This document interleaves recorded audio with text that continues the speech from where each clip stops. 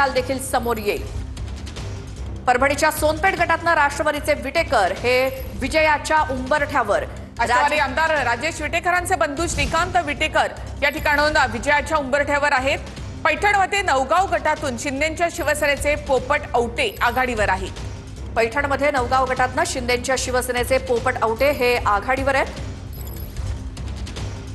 तर पैठणमध्ये नवगाव गटामधून शिंदेंच्या शिवसेनेचे पोपट औटे आघाडीवर। तर जिल्हा परिषदेच्या 8 जागांचे कल आतापर्यंत हाती। तर 8 जिल्हा परिषदांमधून भाजप 5, शिवसेना 1 जागेवर आघाडीवर आहे। आंबेगाव पारगाव गटातून वळसे पाटील यांच्या पुतण्याची 809 मतांची आघाडी कायम।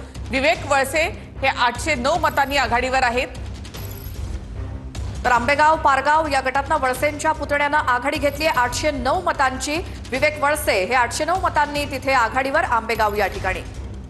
नेत्यांची प्रतिष्ठा या ठिकाणी पणाला लागली आहे। आंबेगाव पारगाव गटातून वळसे पाटलांच्या पुतण्यानं आघाडी घेतली 800